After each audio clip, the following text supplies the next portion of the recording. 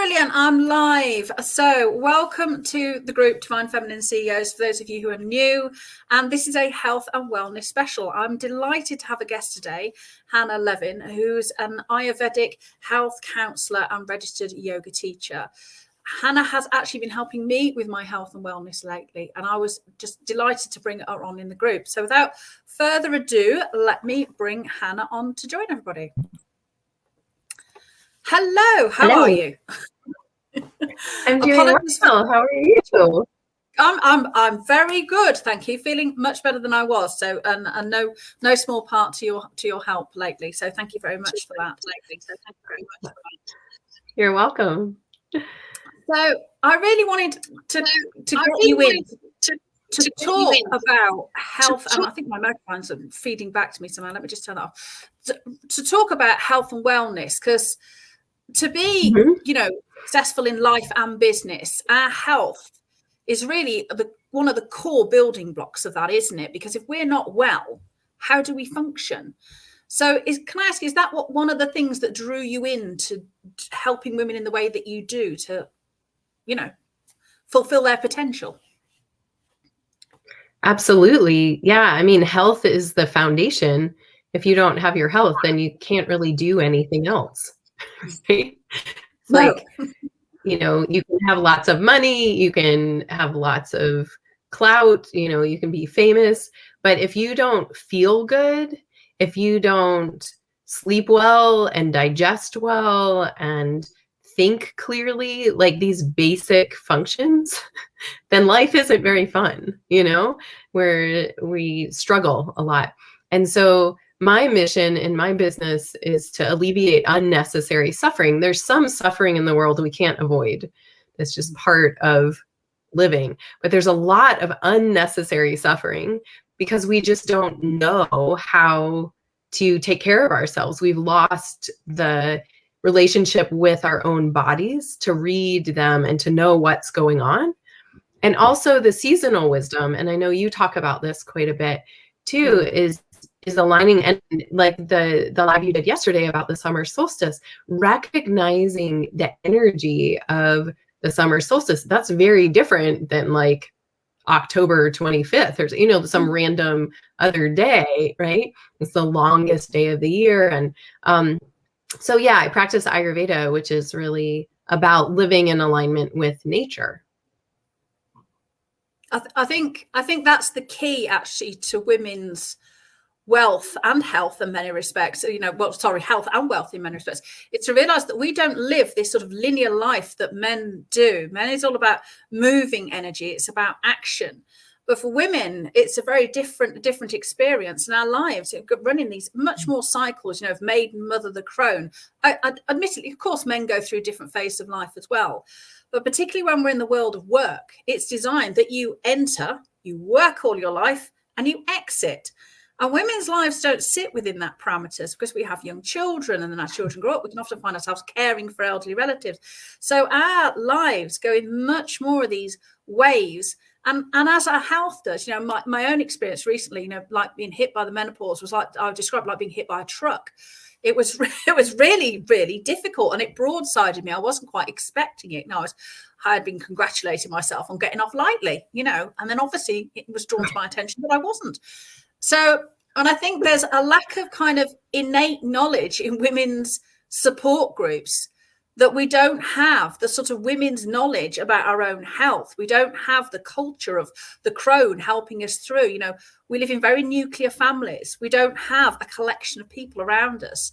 And I think what I liked about this holistic approach is that it does reconnect us to what it is to be woman, what it is to be healthy, and what it is to sit within this tapestry of nature that actually feeds us, which is why, I grow all my own food, so I eat very seasonally.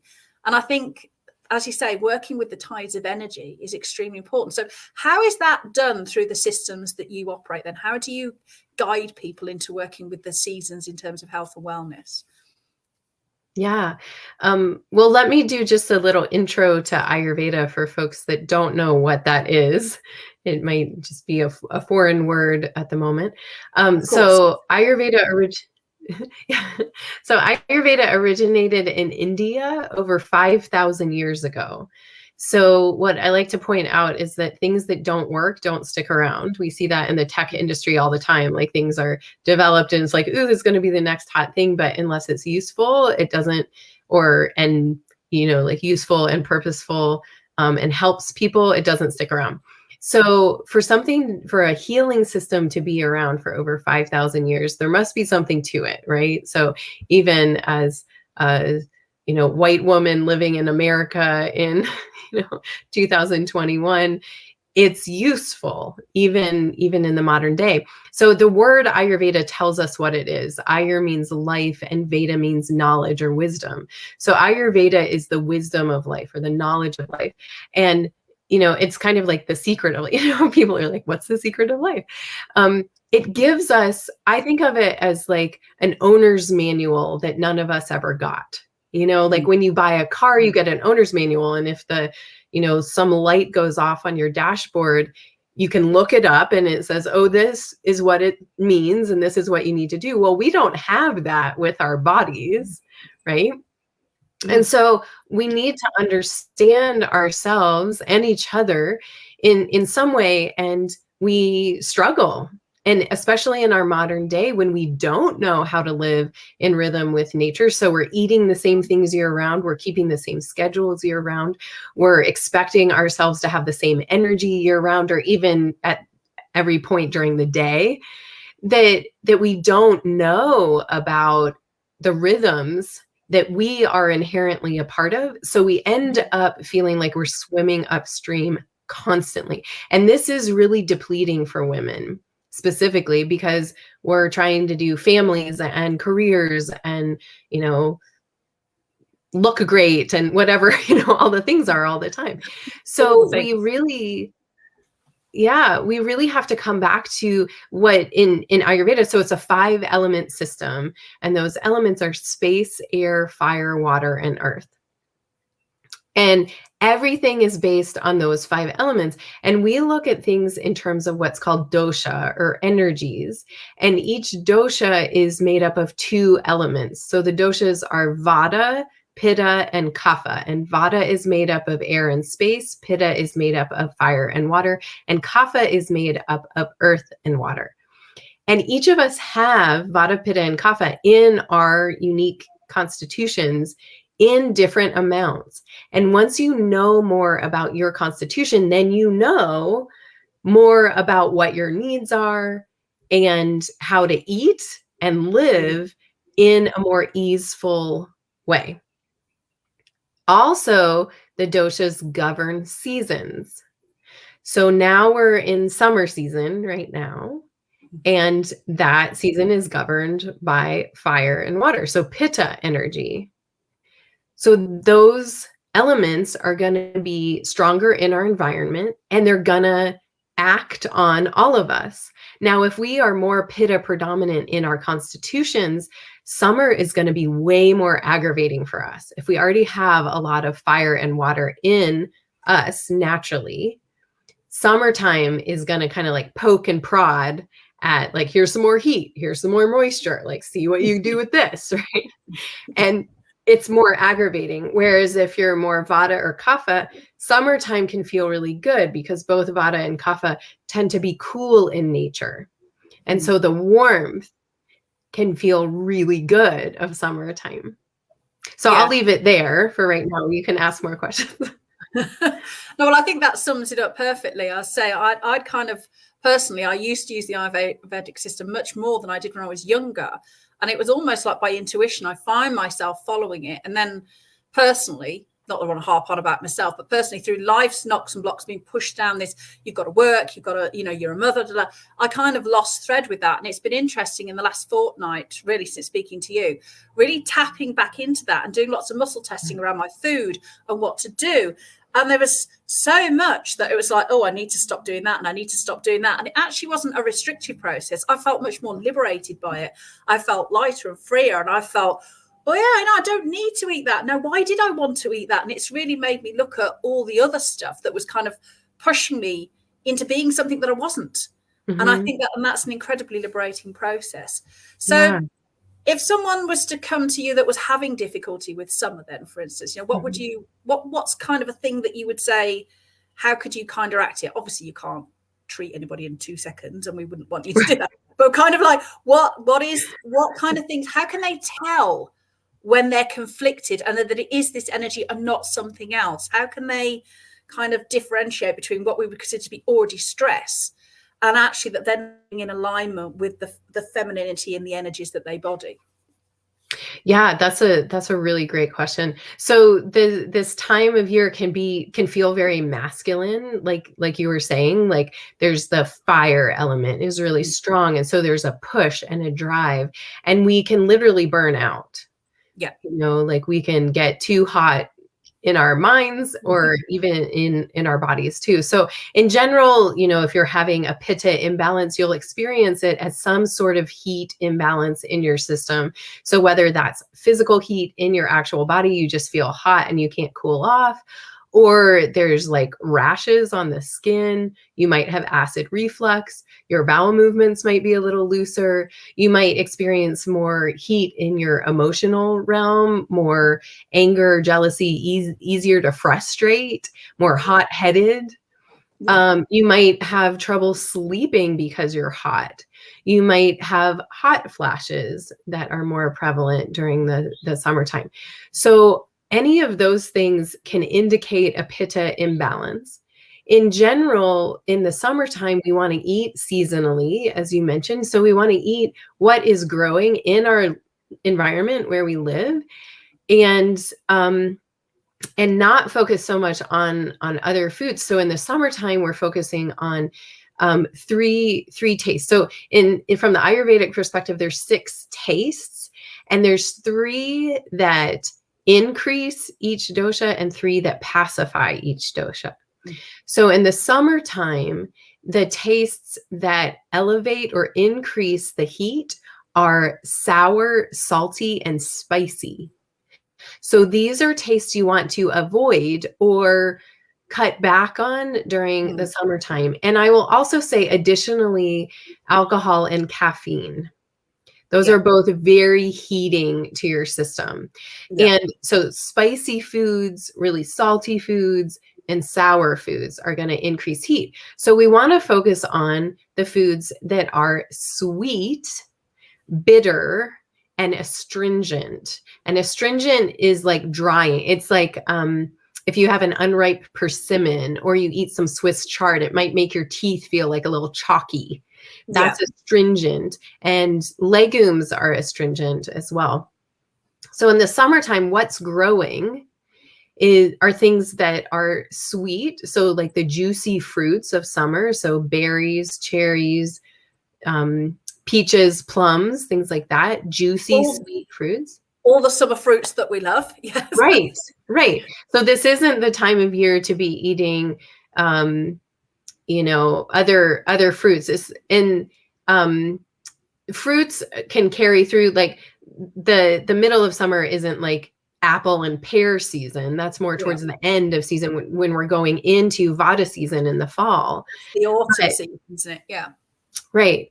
And then the bitter and astringent tastes come from a lot of the vegetables. So we'll also get sweet tastes from like summer squashes, like zucchini, yellow squash, things like that. But then we also have leafy greens. So like in our garden right now, we have Swiss chard and kale. And those leafy greens have the bitter and astringent in them too. And so those are really great. So if we make up most of our meals, so I tell people to eat 80% of what's in season. I mean, sure, you'll have like a little rice or pasta or, you know, animal protein or whatever. But even animal protein in the summertime, we want to eat lighter animal protein. So chicken, fish, turkey, instead of like beef or pork, things like that.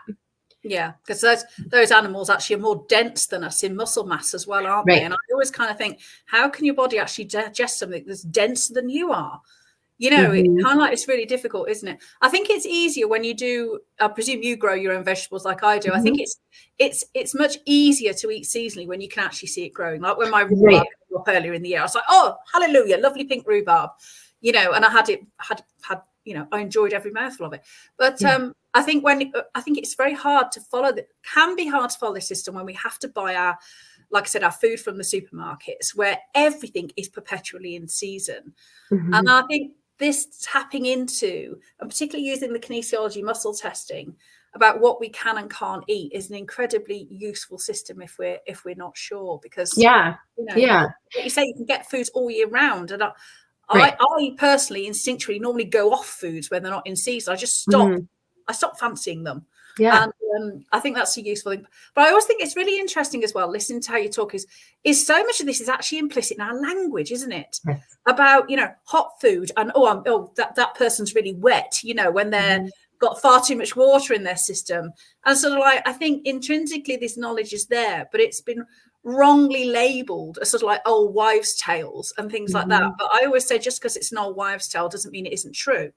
And I think there's a kind of an implicit disregard for women's intrinsic knowledge about what they should and shouldn't be eating. And I think when we kind of try and follow that, it's often dismissed as you're being irrational, or you're just concentrating on your looks, and it's almost derided. Do you find that? I do. I think a lot of the language is derisatory about women's knowledge, that we've got to be told what to eat sometimes. Right. So well, just like you, I work just with women. So I run two programs. One is 6 months and one is a year, for women to be able to implement these. It's called dinacharya in Sanskrit. So it's the daily rhythms of living in alignment with nature. And so there is this awareness. I mean, everybody I work with at some point says, I knew that, when I say like, oh, like try, this, have these types of foods, or, before you have breakfast, try drinking some lemon water. Or of course, these things are individual. I'm not saying these, like everybody go do this. Yes, but like for me, it's cider vinegar, isn't it? And that's made a tremendous difference. Yeah. So yeah. So finding, those things, and you said this to me too. I say try these things, and then you're like, oh yeah, I know that. I know that I feel good when I do that, or I used to do that and it felt really good, and I don't know why I got away from it. And it really is about trusting ourselves and tuning into that intuition and the awareness that even if other people around us aren't doing these things, that we can still do them. And this is the challenge, though, of being human, is that we're social creatures. And behavioral science shows us that we would rather belong than do what's right for us, basically. Yeah. So when we're in communities that foster this, so like your community is helping people tap into their intuition and grow their businesses and use the wisdom that you're sharing, because it's a conversation that's happening in that community. Yeah. Same with my community. People that are really ready to change their health are coming in, and it's not the eat dinner at 8:00 in the evening conversation that they're having with their friends or their family. It's like, no, you're gonna eat. So some of the things are just like when you do things, not necessarily always what. So there's what we're eating, but it's also when we're eating, and we're aligned with the solar energy. So when the sun is at its height is when we can digest the best. It's when we can make the best use of what we're taking in. So we need to eat lunch. And lunch is, for a lot of busy women, pushed aside. You maybe grab a granola bar or have a piece of fruit or something, and you push through the day, and you get to dinner time and you're famished, everybody's grumpy, and you make a bunch of comfort food and throw it on the table for everybody, right? Lots of dairy, maybe meat, carbohydrates, right? And that's not the time of day that your body can make the best use of that. And so when we just look at, well, what if we switch dinner with lunch? Is that what you call these meals? Yeah, lunch is sometimes, dinner is dinner. Yeah. Okay. Yeah. So if we switch them, if we have our heavier, more dense meal in the middle of the day, and then a lighter, earlier meal in the dinner for the dinner, which originally was called supper, which is a supplemental meal, you sup. And it was often something left over from earlier in the day. It was just something to tide you over until breakfast the next day. Ideally, you're eating your last bit of food at least 3 hours before you go to sleep so that you're not trying to digest and sleep at the same time. This is really important for mental clarity, for weight loss, for ability to sleep, quality of sleep, is that we're only asking our body to do one thing at a time. We're not asking it to sleep and digest. We're just digesting, complete, and then sleeping. And this also helps clear out toxins in the body because the body gets the most cleansing sleep between 10 p.m. and 2 a.m. And if we're not asleep during that time, then we're stealing energy from the next day. And this also sets us up for imbalance. So living on these rhythms, so there's a doshic clock that I work with in my practice where we look at the doshic energies throughout the day and when it's best to do different things. You know, when it's best to do really focused work, when it's best to have meetings, when it's best to exercise, when it's best to do your planning work, right? And then it starts feeling way more easeful for your business. I think this is important, like I said, because a lot of the stuff that we see online, particularly for women in business, is, oh, you know, get up early, have your morning routine, do this, do that, the other, like it's a one size fits all. Right. And it's absolutely not. You know, I noticed that for instance, like you say, my eating hours in the winter are much more condensed because it's darker. And so are my work hours. I'm much more productive in the summer than I am in the winter. So my business runs around these cycles. I know there's no point in saying to myself, I'll do that in the winter, when actually I can barely stay awake during daylight hours. So I've got no chance of doing anything after it's got dark. So my winter workload is a lot bigger because I know that my energy means I'm much more productive during those hours. And I think when women get into this balance, like you say, the dosha times, I kind of work with they're a bit more of the yin and yang, but the principle is all the same. That many cultures, I think it was in France right until nearly the Second World War, in the peasant countries, they almost used to semi-hibernate in the winter. Yeah. And I know that that's the state that I mentally and energetically go in. And yet we're told we have to push ourselves through that all the time. That somehow we're letting ourselves down by allowing ourselves to go into these rhythms. Like somehow we're not trying hard enough. Right. But that's the masculine. That is putting us in the masculine, isn't it? And I just think, why? I think it's just we're in a patriarchal world in many respects, isn't it? And women are supposed to be like men. They've just got the inconvenient woman bits that are kind of added on. But it's and that's really, I think it's really damaging to women when we are trying to juggle so many things. We are trying to juggle family and work and everything else.